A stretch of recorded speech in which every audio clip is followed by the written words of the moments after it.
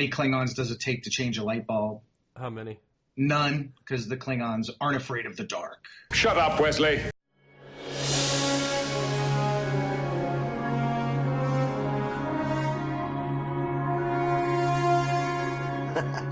Yeah, that's probably true. They probably would kill the dark. Exactly. With honor. Yeah, with honor. Yeah, I like that one. I heard a version of it. It said it was two. One to change the bulb and another one to execute the dead bulb for failing to do its duty to the Empire. God, you could riff all day on that joke. Really, yeah. With the Klingon. So we've got some Star Trek news, don't we? It sounds like it. Yeah. Bill, have you heard about the two new films that were announced? Yes, indeed you do. Two new films, Tarantino Trek and JJ Trek 4. Yeah. And supposedly the Tarantino one is in an alternate timeline? Or a different timeline? Yeah, I'm not sure if I buy that yet. Yeah. But I think what I think is going to happen, because with them talking about doing a time travel caper involving Papa Kirk, George Kirk, Chris Hemsworth, I think what we're going to see is, my personal feeling is they're catching on to the trend now to make a single movie so big it has to be more than one. Yeah. You know, like Harry Potter Part 7 was 2 movies. Mm-hmm. The Hobbit was 3 movies. Well, now Avengers now. Avengers is going to be 2 movies to tell one story. Yeah. Infinity War Part 1, Infinity War Part 2. Yeah, so I think what we're going to see is it's going to be a Star Trek time travel caper that's going to take 2 movies to tell, because either they succeed in saving George Kirk in the first film and it changes everything, or they don't succeed and it makes things so much worse so that it's the JJ crew dealing with an alternate universe, an alternate universe. That'd be cool. That's my theory. It's going to be 2 films that are one film, but it's instead of having a 5-hour Star Trek movie, they're going to have 2.5-hour Star Trek movies. What do you think, Mark? I think that's a pretty solid prediction. The question is that really the thing they should be doing? Mm-hmm.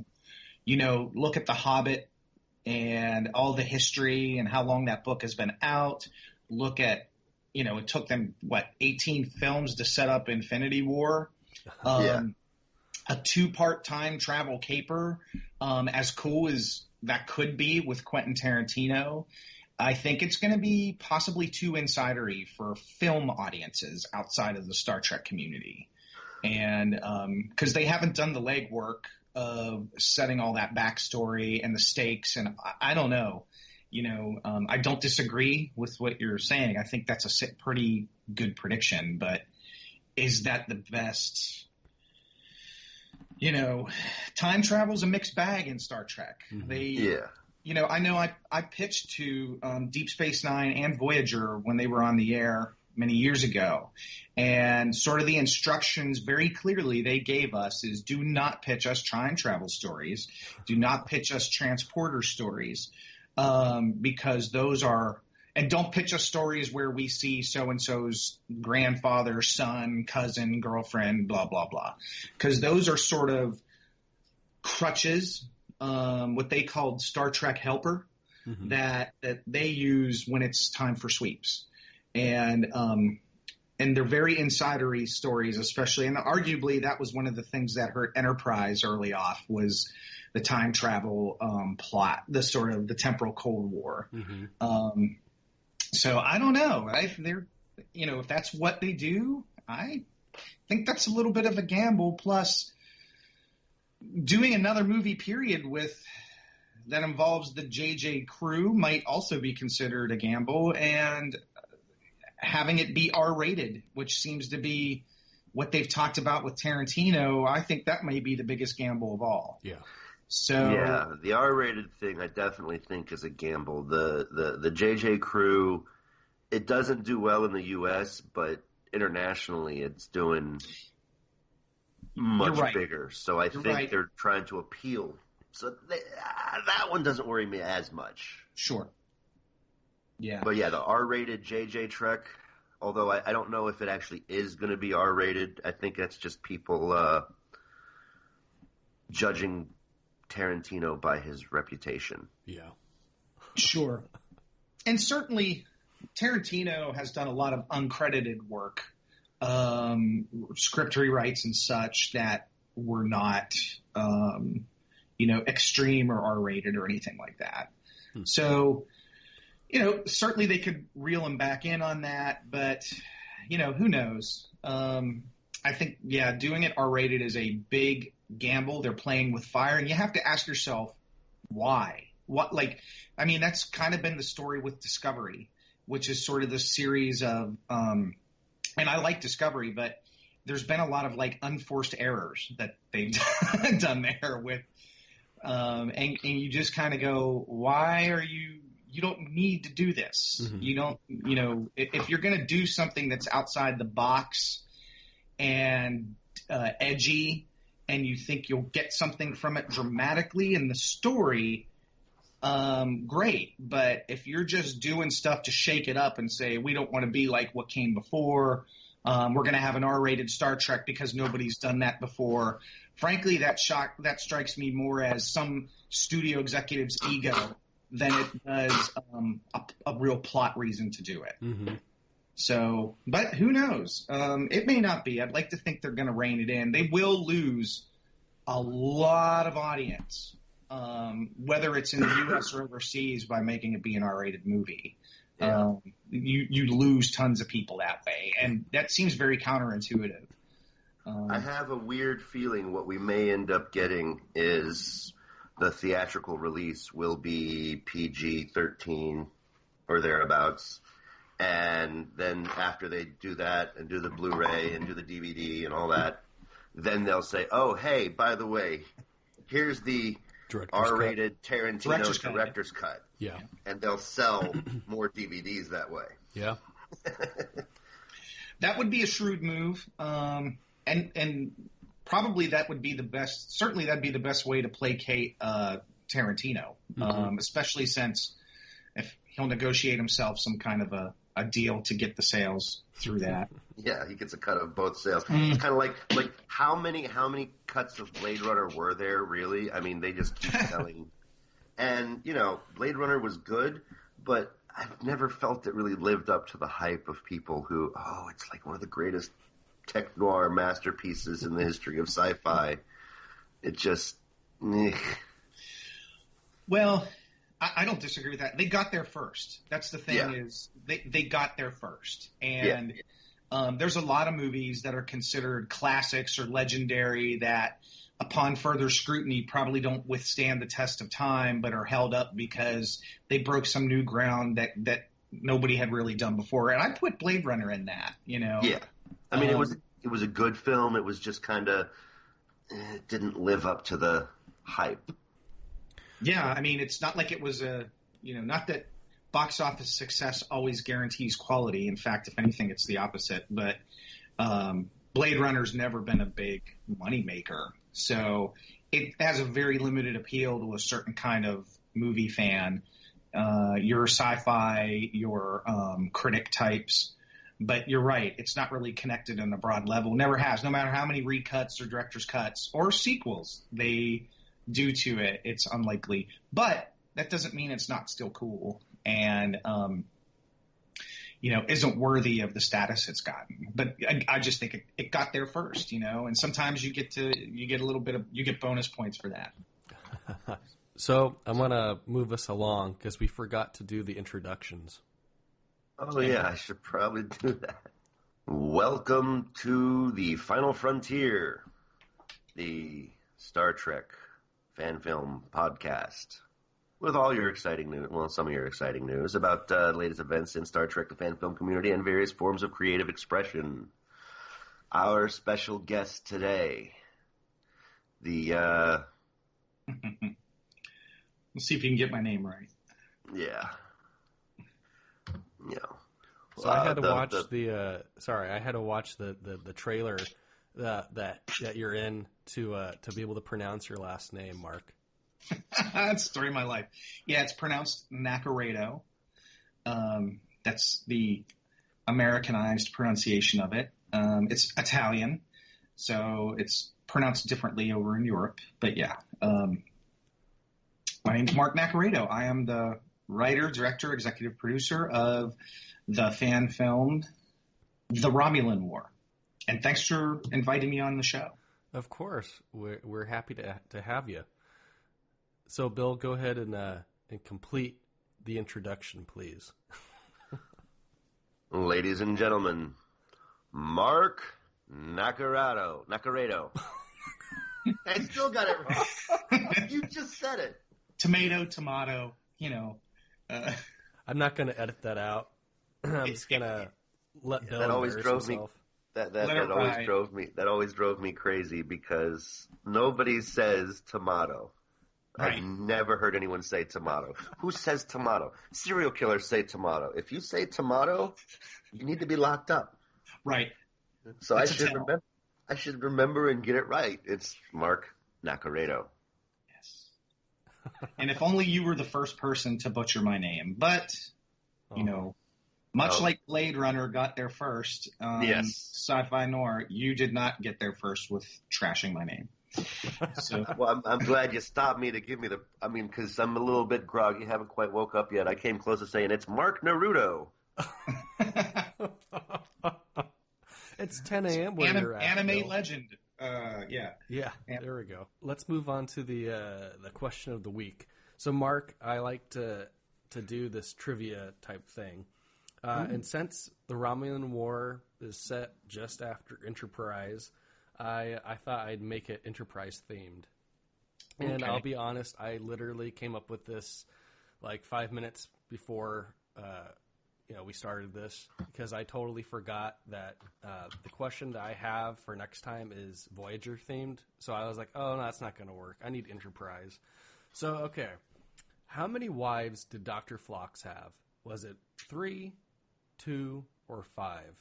And you guys don't have to answer. Just think about it. Even if you know it, we'll come back to it later in the episode. Okay. And then there will be a bonus follow-up question. So yeah, I thought it, but not to preempt, okay, but I thought it was 3, but I could be wrong. You could be wrong. You could be. I could be. I guess we'll find out. Bill, do you think you know it? I'll hazard a wild guess, but I have absolutely no clue on that one. What's your wild guess? 3. 3. So I hear a computer click. He's going to memory alpha. He's like, oh, okay. How many wives does Dr. Phlox have? Oh, Dr. Phlox. I was thinking Dr. McCoy. I'm not even awake yet. Awkward. No, Dr. Phlox. Yeah, didn't Dr. McCoy have 3 ex-wives? I think it's just 1. I don't know. I don't remember. I don't know. It seems like he kept running into the one who got away. Yeah, I don't think she was an ex-wife though. Like with the salt monster. The salt monster was 1. I don't think she was an ex-wife though. There was another one. They went to some planet to save someone, and it was somebody from McCoy. He's got a lot of ladies in his past. Yeah. Oh, and then he's got one of the Daxes that apparently met him at a gymnastics meet, and because he had incredible hands or something. Yeah, and I gotta wonder, it's like, why is he hanging around a gymnastics meet? Why is McCoy? Well, he could have been there in case someone needed medical attention. Yeah, they do a triple backflip and pull a hammy. They've got Dr. McCoy on. Okay, yeah, that makes sense. I was just like, it's kind of a creepy place to go and hang out for fun, especially when you end up meeting somebody. It's like, hey, you're a gymnast? Well, I'm a doctor. Let's go talk about this. How you doing? All right, so let's move on to the interview. Are you ready, Mark?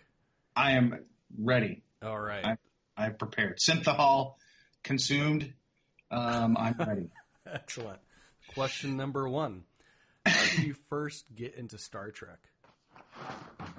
Oh, well, interestingly enough, that ties in a little bit to the inspiration for the Romulan War. The first time I saw Star Trek was I grew up in Pittsburgh, Pennsylvania, in the 70s and 80s. And every Sunday we would go to my grandparents' house for Sunday Italian dinner, and we would watch the Pittsburgh Steelers run all over everybody.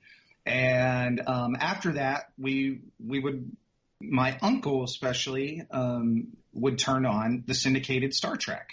And so that was almost like a Sunday custom, was watching Kirk and crew, fight aliens and Captain Kirk chasing ladies and, Scotty trying to keep the ship together and Spock with a witty rejoinder and McCoy. So yeah, that was, and also one of the other things that we would watch would be The World at War, which was a documentary series that the Brits produced. I think it was Thames Television, and it ran on PBS here in the U.S. at the time. So sort of both of those things, that sort of Star Trek and The World at War, these World War II documentaries, were both something that really captured my imagination at the time. And arguably, that's how eventually we evolved to, or it was the logical extension for the Romulan War, because the Romulan War does have a similar structure to what those World War II documentaries have. So yeah, that's how I first got into Star Trek, was, watching it. And then it would come on after school and stuff in the afternoon. And my interest was really revived in Trek when The Next Generation started appearing in new episodes. And that was when I was about ready to graduate high school. So, and at the time, Next Gen was pretty much the only game in town for science fiction on television. And its success is the reason why we have so much sci-fi on TV now. Mm-hmm. So that's how I got into Star Trek. So would you say that The Next Generation is your favorite series? I am nostalgically fond for The Next Generation. I like a lot of their high concept stories. But I would say overall my favorite series is going to be Deep Space Nine. And I just felt more connected to the characters and the overall. I do like the large story arcs. That was really revolutionary for Star Trek. Mm-hmm. And really for science fiction storytelling at the time, though certainly Babylon 5 was doing a similar thing. I really, really take to Deep Space Nine. I would say that's my favorite series. So what's your favorite film? I'm going to go ahead and say Star Trek 6, believe it or not. Wow. I guess the reasoning for that may be because right at that time I had just kind of started paying attention to world events and politics, and I thought that 6 was a really good integration of real life contemporary events that were happening at the time, mm-hmm. translated into a sci-fi setting on the big screen. So, sometimes there's always a certain amount of politics in a lot of science fiction, but mm-hmm. you don't really see it a lot at the movies, or you didn't back at those times. And I thought that was kind of neat because that sort of jibed with my sort of interest in current events and political stuff. So I liked Star Trek 6, and I thought they had some good villains, some good stakes. I liked they continued on that sort of militaristic feel of Starfleet and its regimentation of procedures. And I just felt like it was a good way for the original crew to go out. Mm-hmm. I thought it was a great send off for the original cast. Yeah, it's a good film. It's one of my favorites. Mm-hmm. Bill, do you have any follow-up questions so far? Yeah, I would have guessed that you would have been a fan of Star Trek 2, given the subject matter of your fan film. The whole ship combat aspect, the duel between Khan and Kirk, between the Enterprise and the Reliant. That was my guess. Yeah. I mean, you when you ask me what is my favorite film, I'm gonna say 6, but only by barely. Khan is, second right behind it. Khan is hard to live up to, and I think certainly Into Darkness, I don't think really did when they tried to remake it. I mean, I saw it as a failed homage more than an attempt to remake it, and they should have left out all the Chekhov stuff because it just took away from it. More people were worried about Chekhov dying than they were about Kirk. Yeah. Because he became a red shirt. Yeah, and it's like, no, they wouldn't. Well, they wouldn't. Well, they might. Right. And he's running through the ship, and it's like the ship's blowing up. It's like, is Chekhov going to make it? Oh, look, here's Kirk doing his thing. What about Chekhov? Because it's more likely they would kill Chekhov than Kirk. Yeah. And it would have been a killed because this is an alternate universe. It's like the whole point of doing that was to try to. They're making prequels. Mm-hmm. Mm-hmm. They can call it a reboot. They can call it an alternate universe, but it's a prequel. Eventually, it'll end up where it always ended up. So everybody lives. So it takes away some of that dramatic tension. Mm-hmm. Unless they really play up this alternate universe thing, and now it's like it's an alternate universe. Anything can happen. No one is safe. So, Mark, do you have a favorite fan film?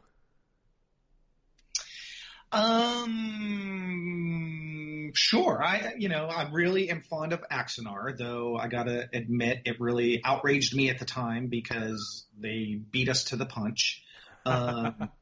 We had already been working, or I'd been working on it was the same exact format for several years, and my writing partner and I saw Axanar and went, oh crap! Someone beat us to it. So that's the thing that always sticks in the back of my mind about Axanar. Though I really did like Axanar. There were some great episodes of Continues in the last batch that they did, and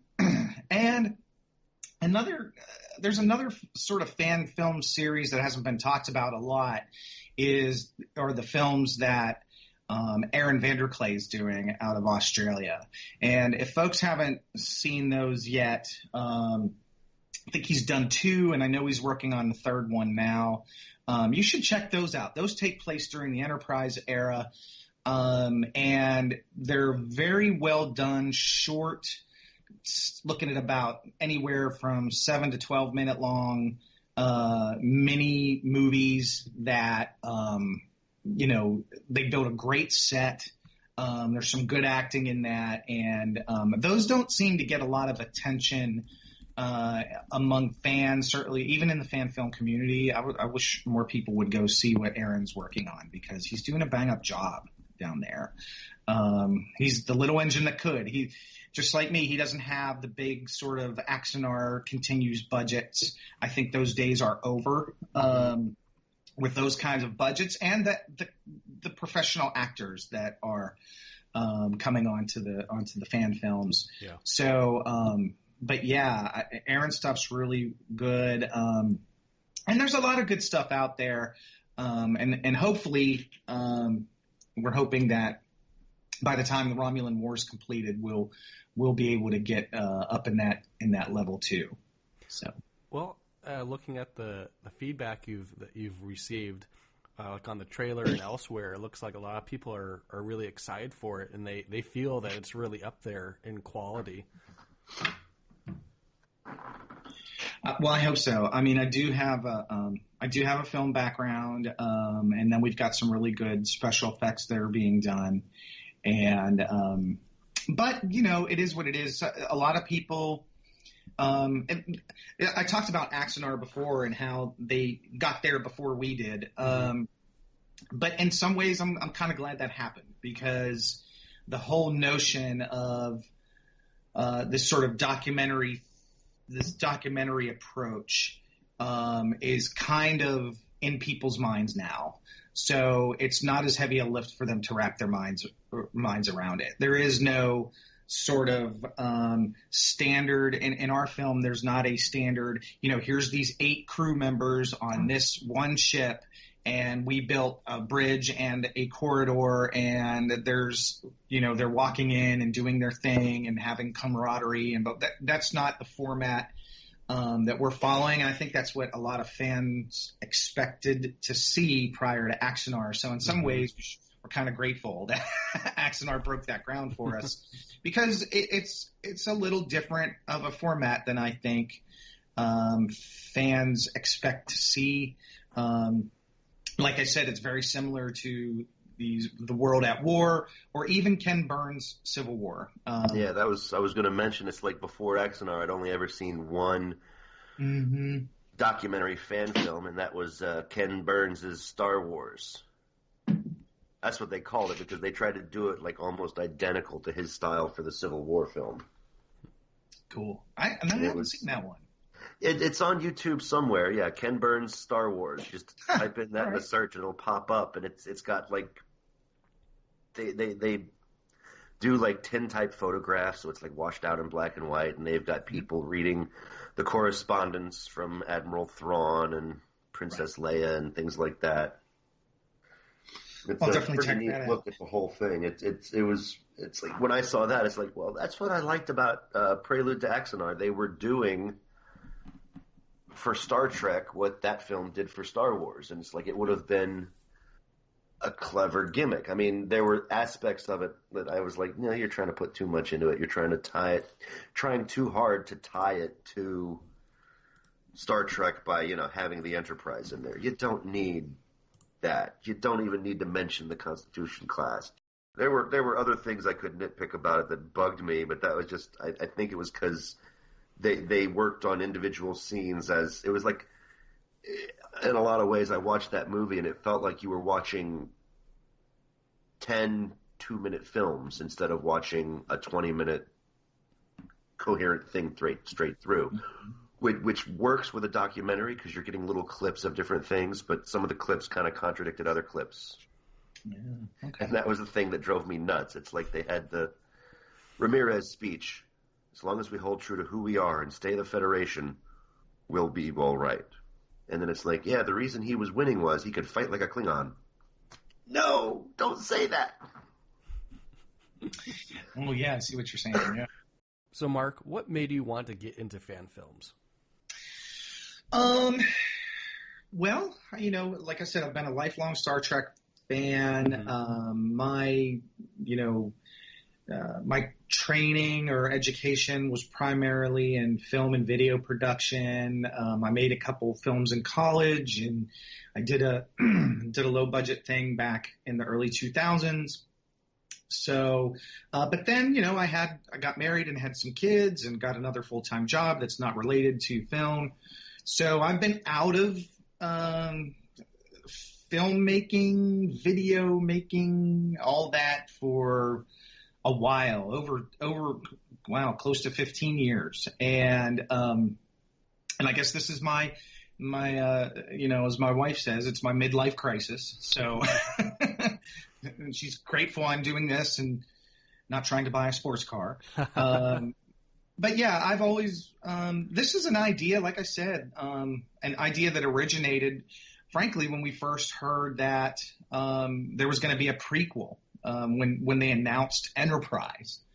And, like I said, a filmmaking friend of mine, we're having coffee here in Nashville, and we were talking about what would that be like? What would the prequel to the original series look like? What would that be like? This was before anybody knew anything specifically about what Enterprise would be, other than it was a prequel.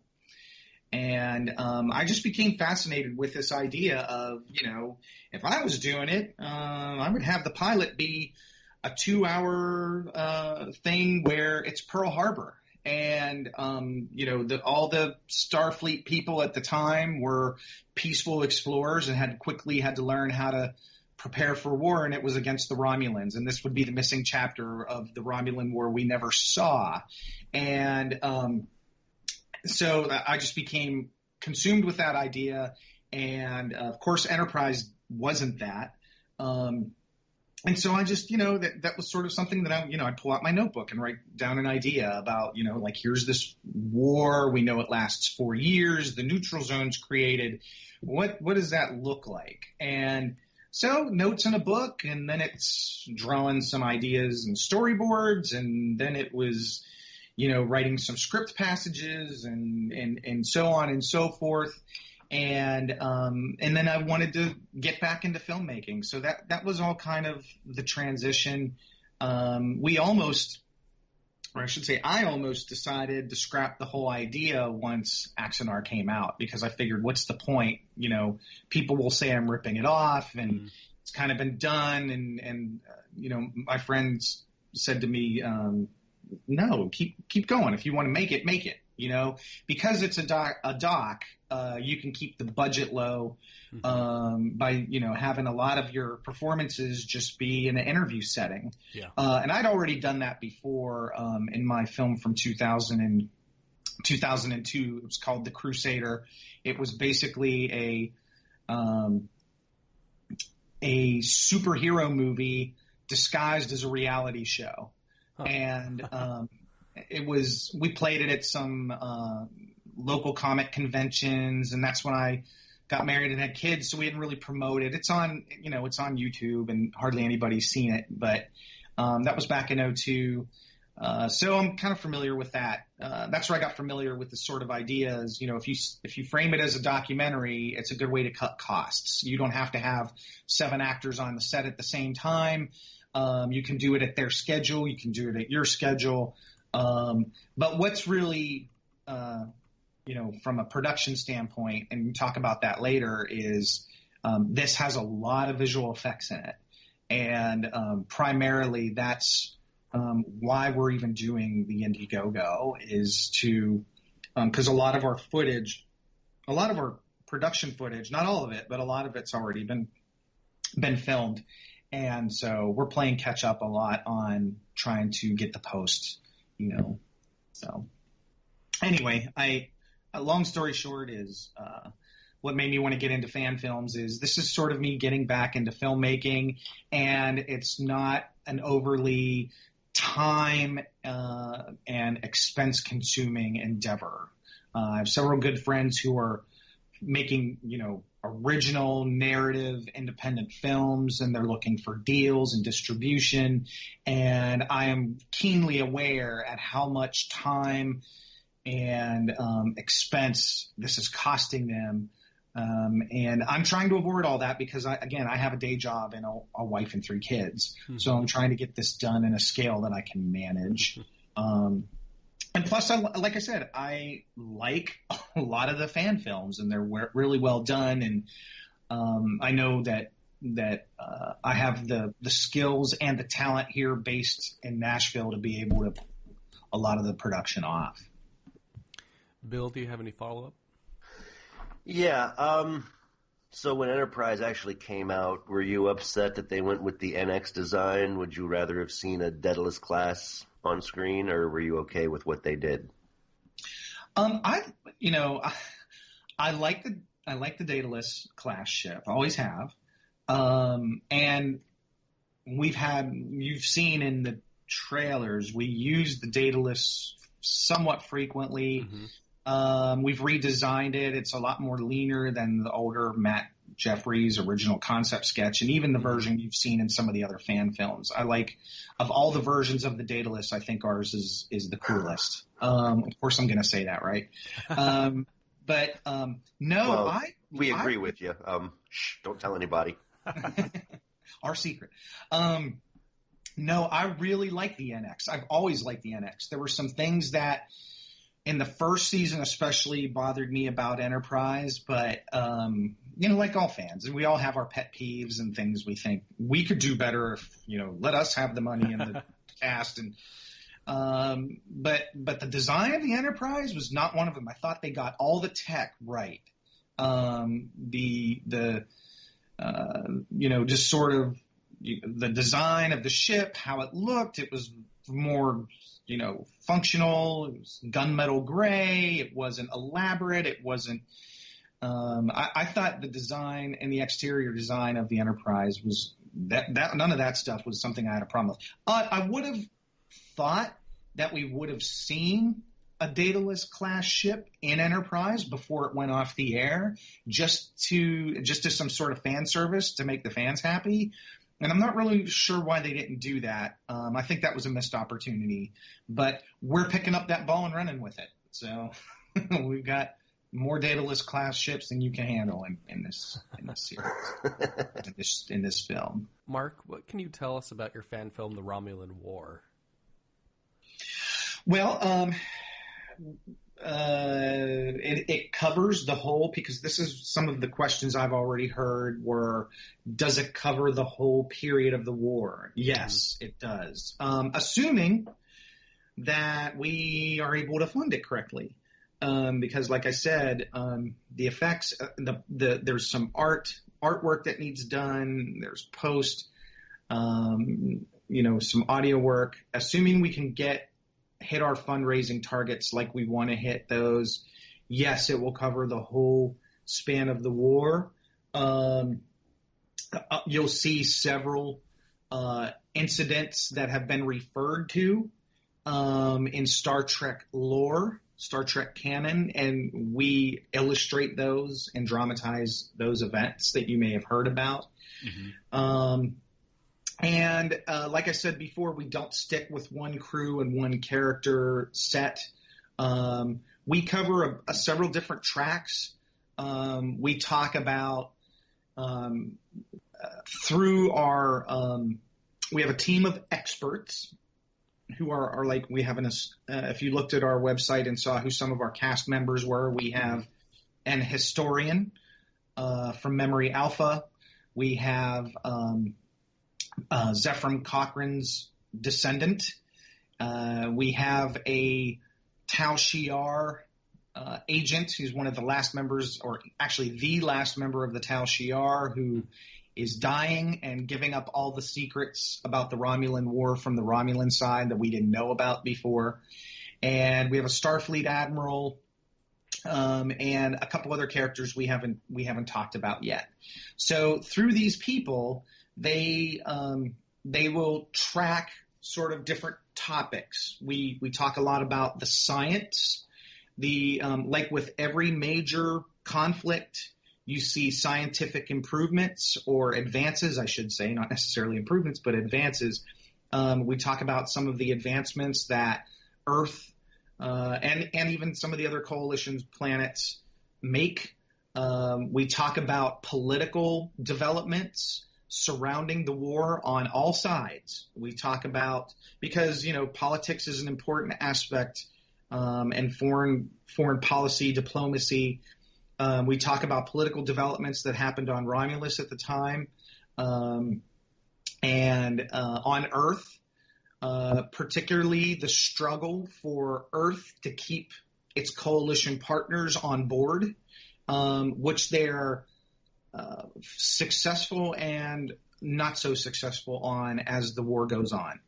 And we also talk about some developments going on Vulcan and Andoria, and how all of this has ripple effects across the entire war. And we also explore the launch of a new class of starship, which is the first and only battleship that Starfleet launched. And what that, if Trek Yards has already shown us the Yorktown class battleship. We've talked a little bit about it on our website, mm-hmm. and it's basically sort of the way that Earth gets back in the game when it comes to the war. So we're tracking a few different topics there, and we also have sort of these journal entries and letters and found footage from people who were affected by the war, whether you're talking military or civilian or alien. We have moments like that as well to sort of show us the personal impact that the war has on folks. So, what year does it take place? Like the documentary part of it, because I noticed that that your Romulan mentions that Romulus is now dust. So I'm presuming that this is after what we see in the 2009 movie. So it's at least 2387. Well, that's the framing device. You're correct. So the framing device is all of our storytellers, the Kovalis, who's the Romulan, as well as Dr. Chambers at Memory Alpha and Hannah Cochran at Alpha Centauri. All of our storytellers exist in the 24th century post the destruction of Romulus. Mm-hmm. Do you have a specific year? 2390. Oh, okay. Yeah. So the way to think about it is, and this is like insidery nerd, baseball, I guess. The way to think about it is, if you were on Picard's Enterprise and you wanted to find out about the Romulan War, you would go to a computer panel, enter a few buttons, and this documentary from Memory Alpha would pop up and you would watch it. Uh-huh. So it was produced that's the framing device. It was made in the 2390s, and it's covering the period during the Romulan War. And one of the reasons that makes it more interesting now in the 2390s is they've just been able to finally get testimony from Kovalis. Mm-hmm. Now that the Romulans are almost an extinct species now. So that's sort of the new, sort of like, if you were watching a World War II documentary 30 years ago, and then we find some new information was revealed, and then this production company went and made an updated version of the documentary, maybe used some old interviews, but they're adding new stuff to it. So I know it's kind of complicated, but it will explain itself whenever you see the finished film. Okay, that's cool. I like the idea. So yeah, that was one of the things that worried me. I mean, I'm not a hardcore crazy stickler. Oh, you got this detail wrong. You're not a real fan. But I mean, I remember that was a hook used on TOS. Was nobody had seen a Romulan. Nobody knew what they looked like even during the war. And if you were doing a documentary right after the war, it's like, how come you're interviewing a Romulan? How come everybody knows what a Romulan looks like before the Enterprise even had its little? But since you put the hook in the 24th century and you're looking back 200 years, that helps fit that. Yeah. Right. And this is kind of a separate but related topic. We do address in this the notion that by Kirk's time, nobody knew what Romulans look like. We kind of dispel that. There are people that knew what Romulans look like, but for various reasons, they never got to tell anybody. Mm-hmm. So you gotta figure that certainly in our story, the conflict doesn't just happen in space. It also happens. There are some incursions that happen on the ground. And certainly there would be instances where the Starfleet or your Makos or whatever would come face to face with what they thought were Romulans. Yeah. And may have even encountered real Romulans, but then it was clear that, looking at the political implications of what people might do when they learned what Romulans look like and how that could affect the coalition politically and diplomatically, perhaps choices were made to suppress that information. So we explore some of that as well. I like that. Have you ever have you read the post Enterprise books? Yes, I've read those. I haven't seen I guess there's a bunch of stuff that FASA did, and I haven't seen any of that though. But yeah, I read the Enterprise novels. You know, I liked the first book, but I thought the second, I had some issues with the second book. I didn't think it was fleshed out as well. It probably should have been broken into two books. I think that was an editorial decision to try and combine two books into one for the second chapter. Yeah. So yeah, I have read those. There's not. Yeah. So. Yeah, I felt like Under the Raptor's Wing needed to be more than one book. Because I was like, this is the entire war in one book. I kind of wanted there to be more. Well, there's Beneath the Raptor's Wing, and then they did this. There's a second book. I can't remember what the second one was called. I have it in the other room. I know they have the ones where it's now the Federation. I own them, but I haven't gotten around to reading them yet. Right. Those are post-war. Archer and T'Pol and all them making their, like, setting up the Federation. Those actually, I kind of like those books. Some of them aren't as strong as others, but you know, that's the thing is what they're doing consistent with the canon of both Enterprise and what will come to be in the Kirk era.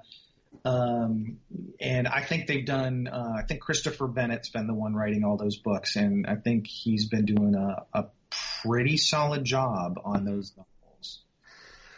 Now, when you're reading through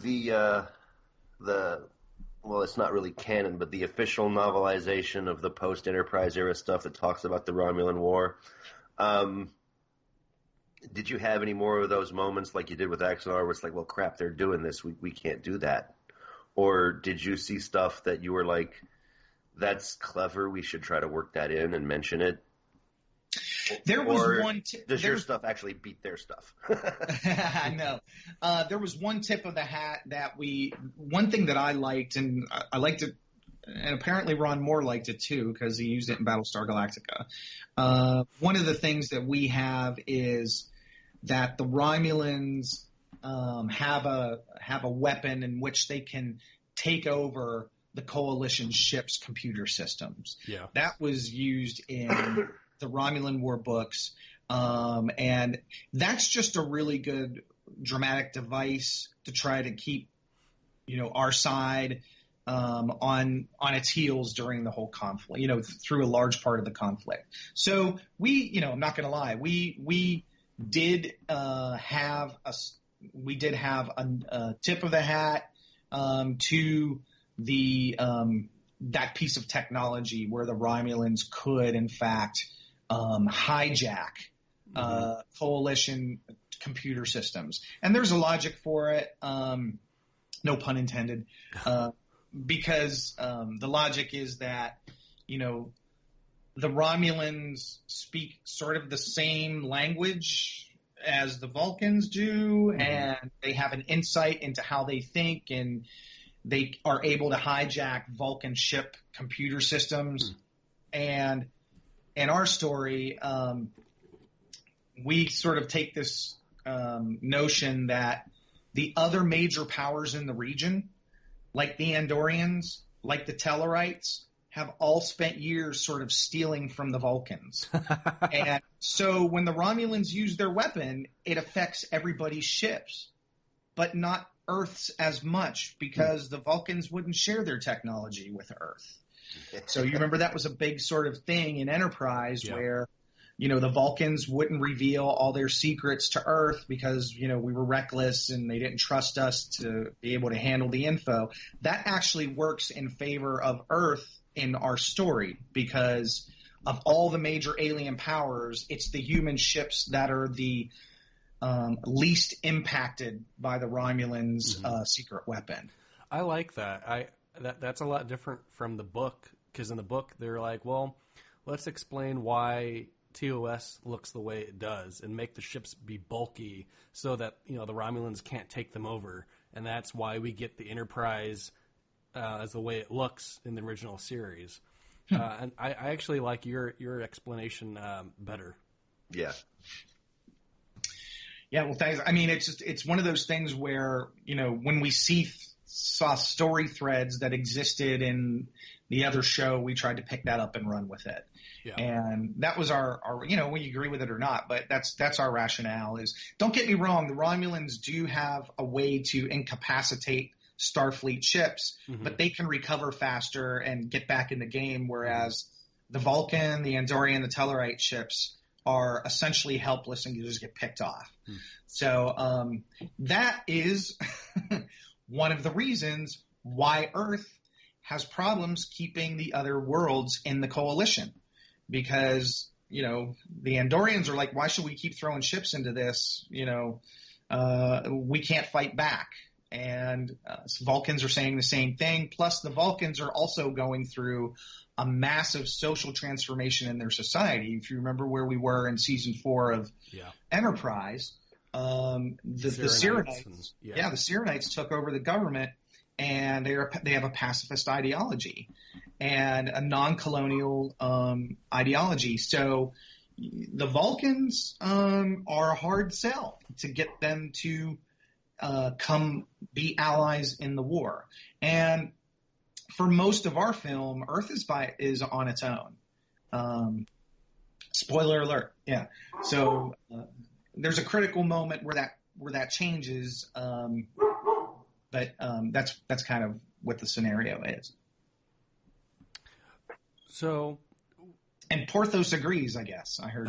That would be one of my four-legged children interrupting.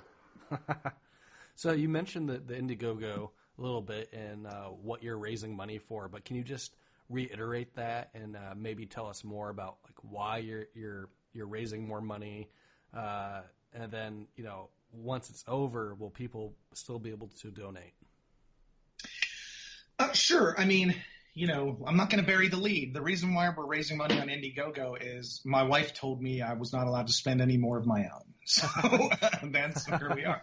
The producer brought down the budget axe, so we're on to Indiegogo. Yeah, we've financed a lot of it out of my own pocket. That well is run dry, but we have gotten most of our footage shot. But people who know how film work know that there's more to just shooting footage. There's, you got to edit that and you got to digitize it, and there's color grading that has to happen. There's Foley work and special effects have to be added. And, I have a lot of skills in production, but not all of those. And not the least of which is the visual effects. We have a lot of visual effects. We've got one completed sequence that nobody has seen yet. It has 40 effect shots in it. Wow. That's for arguably one scene of the movie. So we've got a lot of shots laid out. There's a lot of territory to cover. That's primarily how and why we're doing the Indiegogo. And if we don't hit our goals, the film's still going to come out. It's just not going to be at that level, at the scale we wanted it to be, and there's going to have to be some rewriting, and we'll have to retool some things. As far as one thing that's neat about our Indiegogo campaign is we have some kind of cool perks. I don't know if you've checked the page out, but at some perk level, first of all, anybody who donates at $10 or above gets access to Memory Alpha, which is a section of our website where we keep extra content. We just rolled that out last week, and we've got trailers on there. There's special effects tests. There's a behind the scenes, and we're going to be adding more stuff to it. And the next thing that's coming down the pike, and this may have already happened by the time your podcast airs, but one of the other things coming down the pike are we're doing some audio dramas that fill in the gaps in the story that we're not able to tell, either because we don't think we're going to have enough money to show them, or we're restricted by the guidelines and the amount of time we can spend. Yeah. So just remember, this is flashback a little bit. You may not know this, but the Romulan War was originally conceived as 16 episodes. And each of the episodes was supposed to run between anywhere from 3 to 12 minutes long, which puts us well over what we're allowed to sort of produce for under the new guidelines. Mm-hmm. So what we've kind of looked at is stripping the story down so we're consistent with the guidelines on the format, and then also still telling some of these episodes, but through audio dramas in a different format. And those are going to be on Memory Alpha, where only our supporters who have backed us are going to be able to enjoy those. So that's a little extra storytelling content. And then again, like I said, some trailers, storyboards, some early versions of the script. So there'll be a whole bunch of things. And that is all available to folks at $10 and above on the Indiegogo campaign. And one of the other perks that I've heard a lot about, people with positive feedback, is you can be in the movie. We've got a way where we've got some dialogue written, and we can send you your copy of your script. We'll give you some basic instructions, like if you have a green screen, go stand in front of it. If you don't, pick a dark wall, and here's your lines, and try to sell them as best as you can. And we will try to include those into the film. That's one of the perks. So if you've ever wanted to be in a Star Trek fan film, here's your chance. You can be a donor and get yourself in the film. We also have a perk where people's voices can be in the film. If you don't want to be on camera but you want to bark some orders, or you want to run from an oncoming Romulan horde, you can do some voices for us through the same way. We send you some lines, script, you record it on your phone or a digital recorder, get that back to us, we'll process it and slip it into the movie. So that's one of the things we're trying to do, is actually engage. When we think of a fan film, we want to try and engage the fans and see if they want to be in it or be heard in it. And hopefully, that's going to be appealing to some folks. And we're hoping that separates us a little from what folks have done in the past. Your Indiegogo ends in a couple days as of this recording.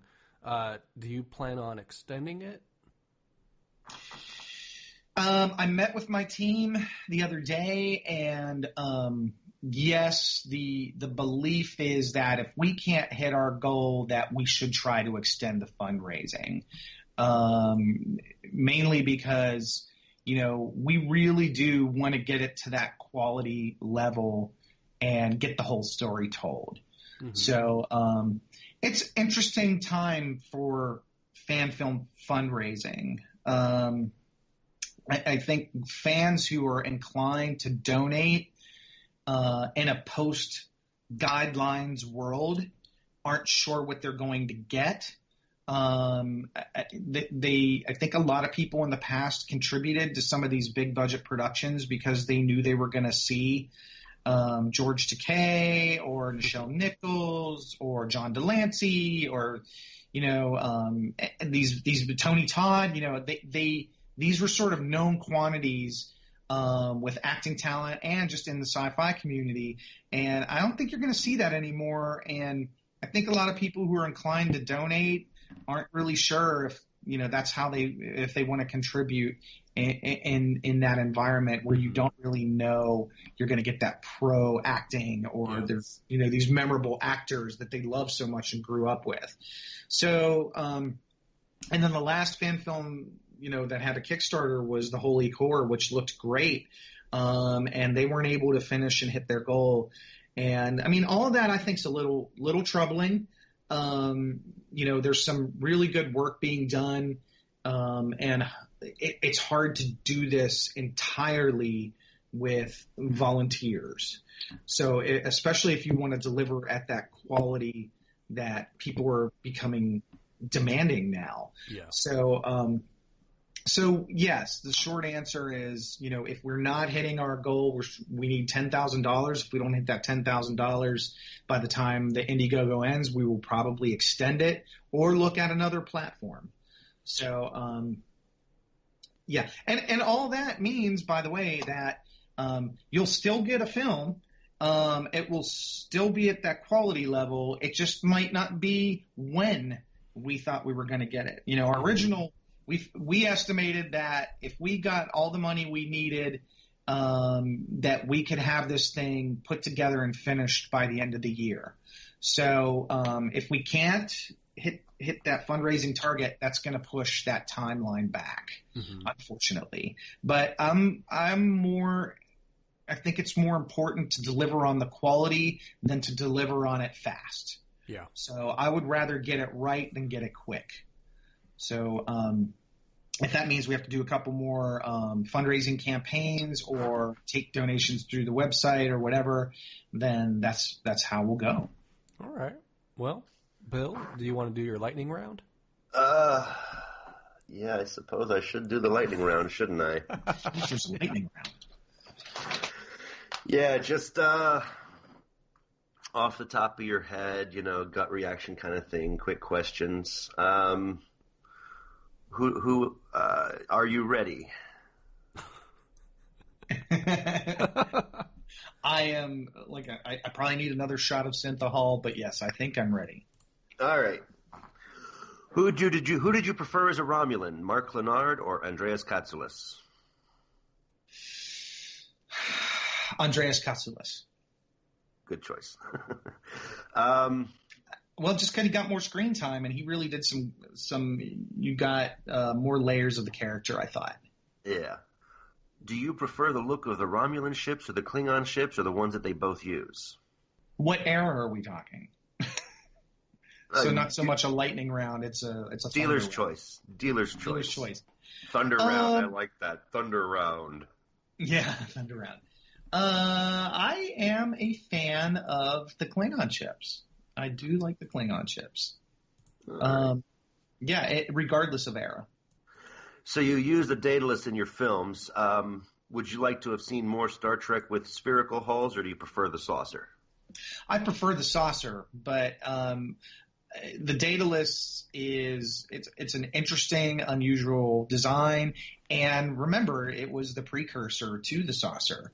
And I think it would have been a good touch and a good nod to sort of Jeffrey's legacy if we'd have seen the spherical. All right, Vulcans have a neck pinch. What do you call the Romulan finishing move?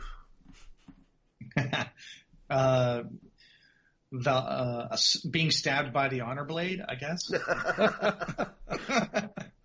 If you were a Romulan and your world blew up, would you go back in time to kill Spock, or would you come up with a different plan?